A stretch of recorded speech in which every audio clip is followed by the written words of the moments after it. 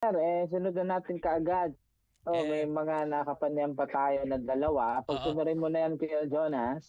At it's about success ito sa kanilang mga career. So para ma-inspire tayo, tungayan natin ang ating panayam dito sa dalawa nating na kapanayam na professionals na si Miss Chari Rosa Pelado at Dr. Janet Estonillo. Narito po ang ating panayam sa kanila.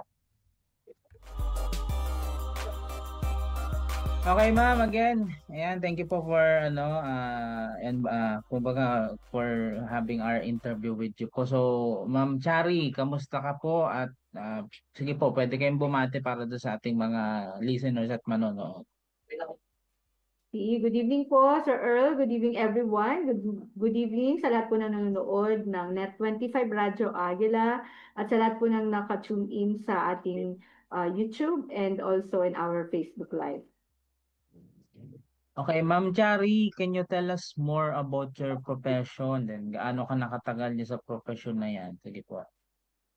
Actually, sir, as of the moment, I have my dual role as a VP of the Breton Containers Limited that's based on the headquarters in China. And in the Philippines, since I'm the Filipina, I am the one CEO for the Breton Containers in operations in the Philippines. So I am doing the job for almost 10 years. 10 years na po sa kumpanya Opo. bilang Opo, ma'am, isang ano pong nature of work po ito? Is it construction or logistic? Tama po ba? manufacturing. Manufacturing, so Mhm. more on focus on the logistics and freight forwarding, aside from the manufacturing, supplier and trading. Opo. Opo, Ma'am Jari, kwentuhan mo naman kami kahit short lang. Paano ka napunta dyan sa linya na yan? So, yan ba talaga yung gusto mong maging work from the start? Ay, hindi po. Actually, dati po akong empleyado sa fast food. Doon ako Opo. nagsimula ng experience ko. Then after that, na-promote as manager sa fast food and then retail sa corporate. Appliances at saka mga technologies ang hinawakan ko. Then telecommunications. Then nag-HR din tayo.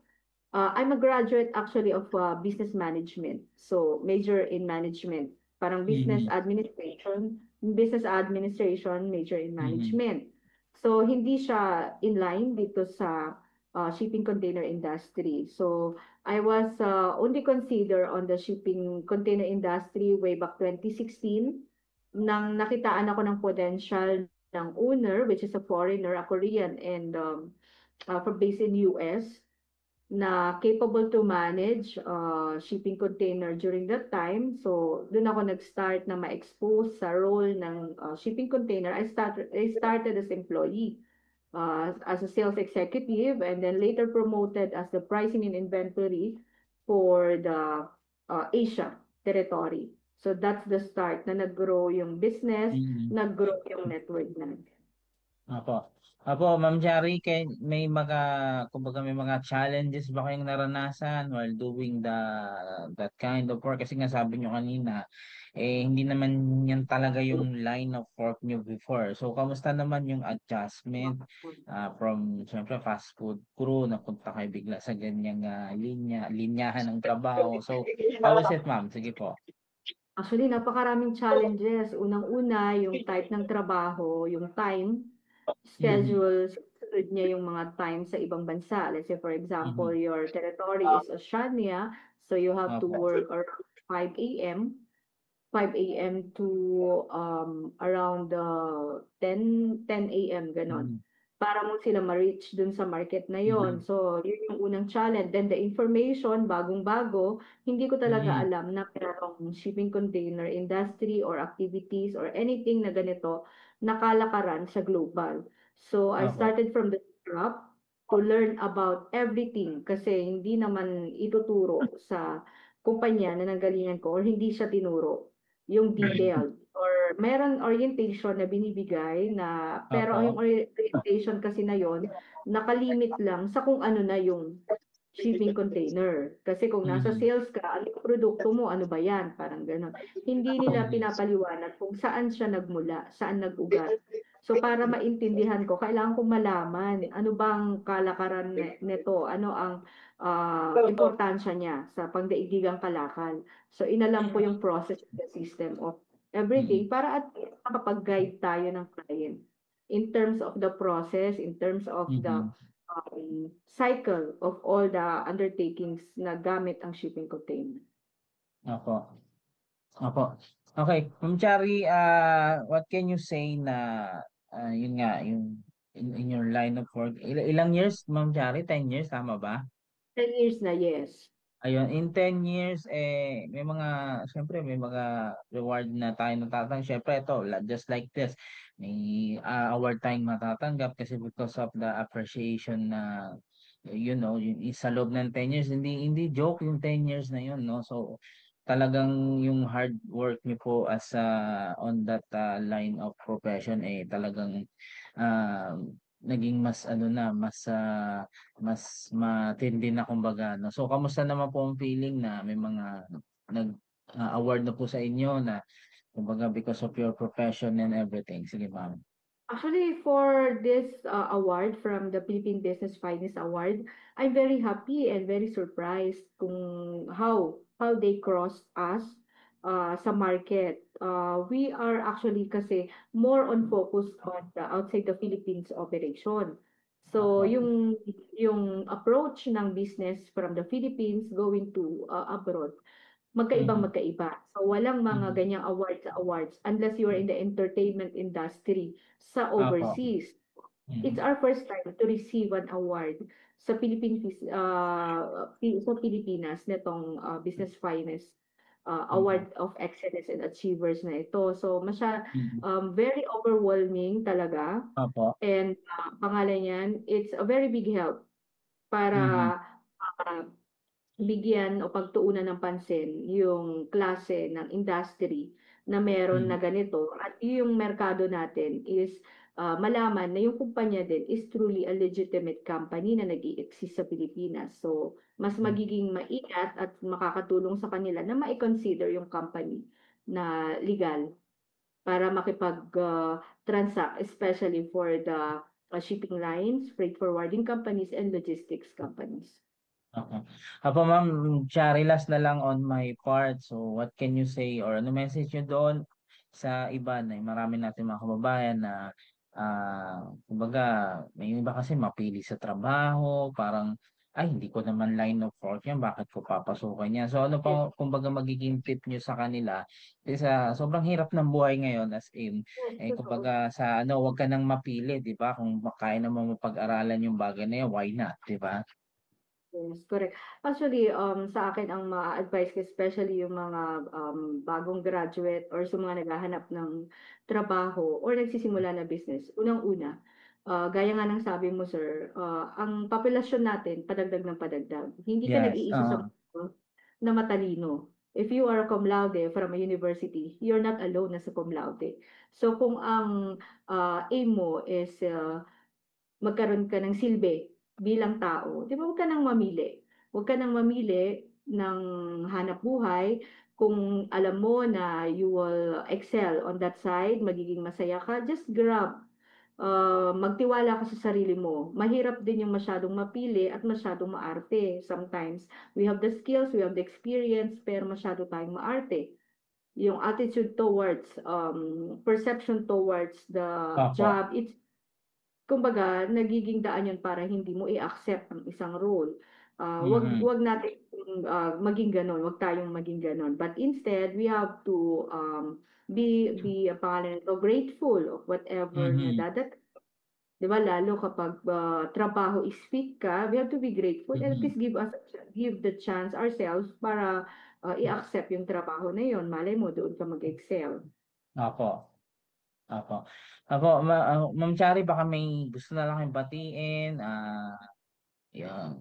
Ayun, baka may gusto kayong batiin, ma'am. Sige po, go po. Oo.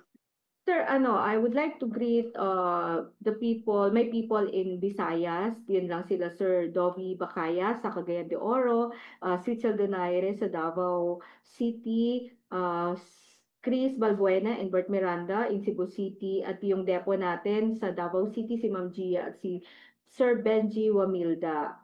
Sila po kasi yung tumutulong sa atin sa mga Opo. undertakings, trackings, at saka sa mga storage ng mga shipping container natin sa mga area na yan. So, Alright. binabati. Ayun. Alright, thank you Ma'am Jari. Salamat po sa inyong Very time much. para makapanim namin kayo a very short time. Thank you po. Ingat po. God bless. Okay, again, by the way, Ma'am, Doc Janet po, right? Doc Janet, good evening po. Welcome po sa programang Checkpoint 1062. Again, sige po, ipakilala niyo po ang inyong sarili. Ano po ang inyong ginagawa po sa buhay? Sige po. Okay, magandang araw po sa lahat. Magandang araw po sa programa ng Net25. Magandang araw po, Sir Erlo po, Yarlo. Erlo. Yes po, Erlo. Erlo Bringas. I am Dr. Jeanette Estonila Pareño. I am currently Dean of Colleges by Claro Academy. I am also a professor in De La Salle University, Tapa Avenue, Manila, and Informatics College. And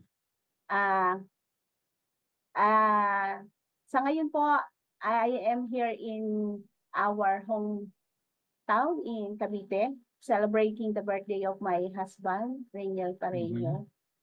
And I am so happy po na ako po ay na-invite dito para maging guest po sa inyong program, Sir Earl.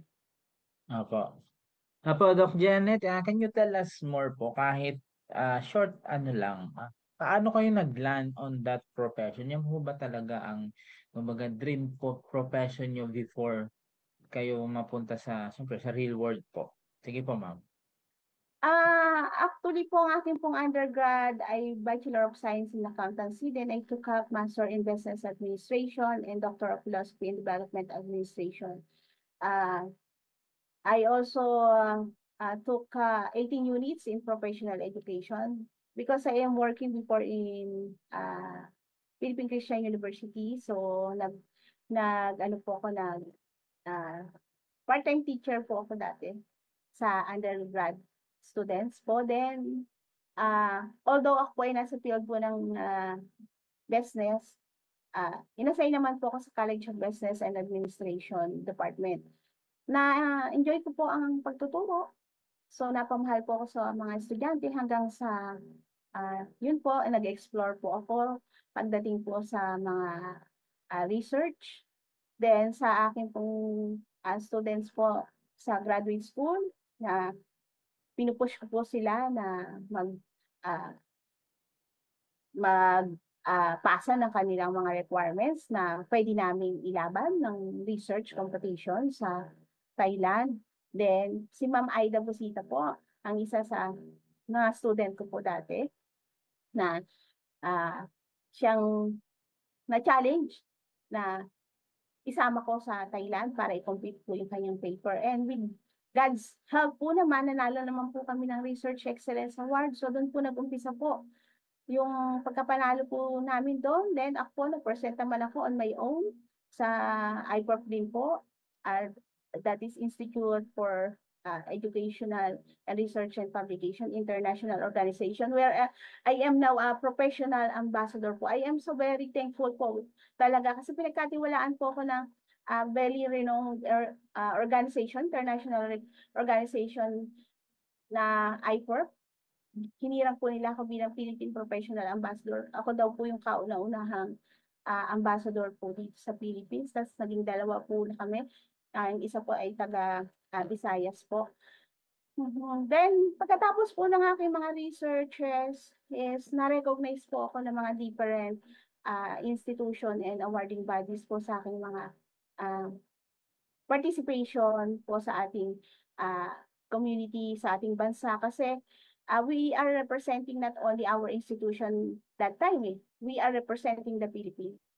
So, dahil po doon, marami pong nagtiwala po sa akin. Then until now po is ako po ay pinagkatiwalaan din po ng CEP Research this coming October 10 to 11. Meron po kaming conference sa Bali, Indonesia, where I am the chairperson of that international conference.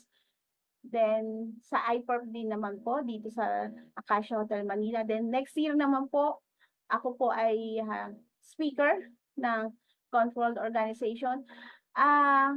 Yung po mga sasabi ko sa mga achievements na yan, truly, Opo. si Lord po lahat ang may gawa po niyan. Kasi hindi po akalain po na ako ay re-recognize din po ng different organizations and awarding bodies. Bibigyan po nila ako ng pagkilala. At alam niyo po, first time ko po, hindi naman po ako ganong kaganda, pero na-billboard po ang inyong beauty sa iba-ibang lugar. Yan po ang panayam ni partner Erlo Bringas. Ayun. Oo, Sa- sa mga katulad nila, partner, syempre saluduhan natin sila, partner, at palakpakan, Oo nga, di ba? palakpakan Napakagaling, natin. napakagaling.